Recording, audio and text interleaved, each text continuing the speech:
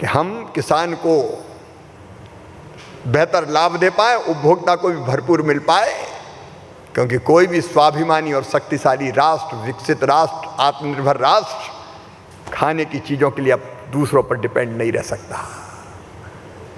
प्रयत्न अनेकों, योजनाएं कई है, लेकिन समय की सीमा है। लेकिन मैं आपको आश्वस्त करता हूं, हम केवल आज के लिए काम नहीं कर रहे हैं, हमने टारगेट फिक्स किए हैं।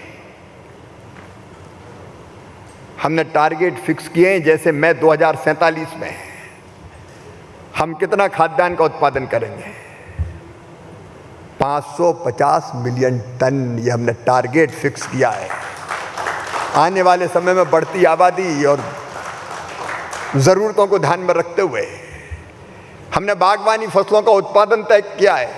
कितना करेंगे, तो 797 मिलियन टन करेंगे।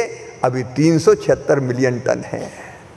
और ये ऐसे ही नहीं किया कि कागज पे लिख दिया, पूरा हिसाब किताब लगाया कि हर साल कितना बढ़ सकता है, कितनी नई वैरायटी आ सकती है, उससे कैसे उत्पादन बढ़ सकता है। हम ये भी मैपिंग कर रहे हैं कि जरूरत किस किस चीज की है हमको, तो वो चीज हम जरूर पैदा करें। और हम ये भी देख रहे हैं कि दुनिया को जरूरत काय की है।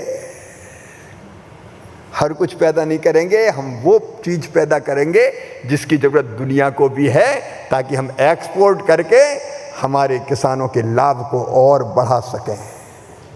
एक्सपोर्ट क्वालिटी पर हम जोर दे रहे हैं।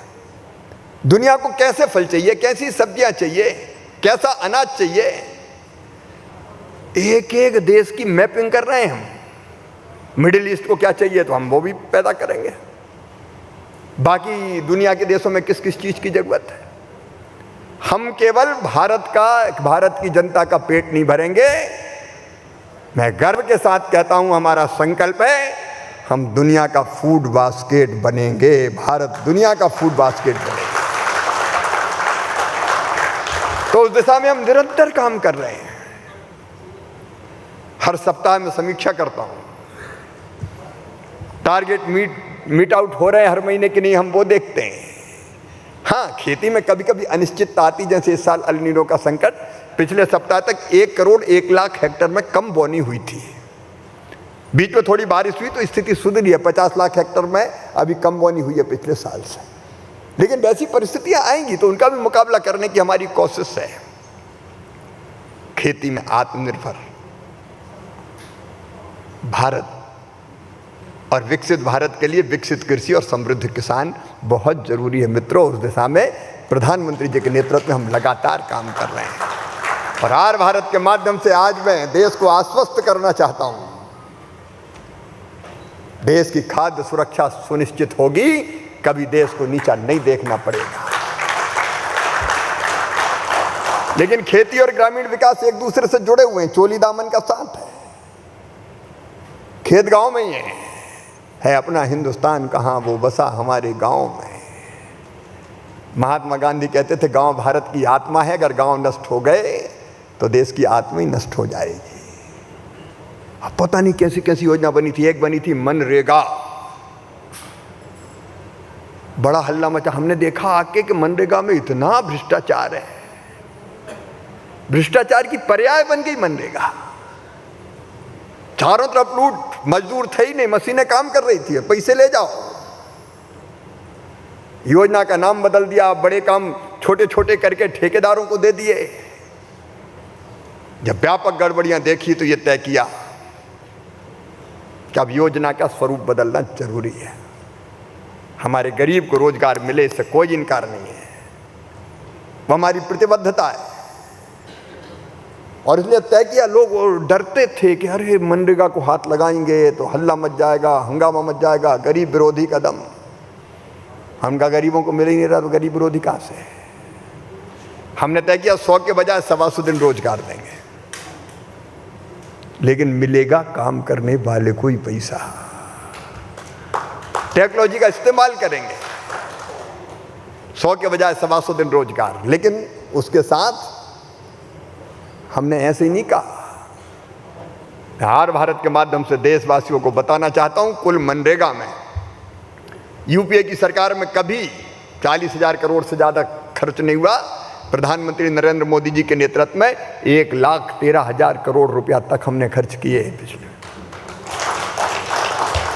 इधर केवल बात होती थी, उधर काम होता था।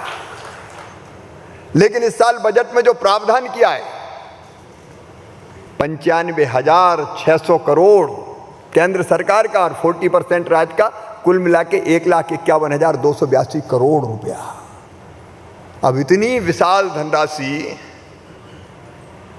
गांव में जाएगी।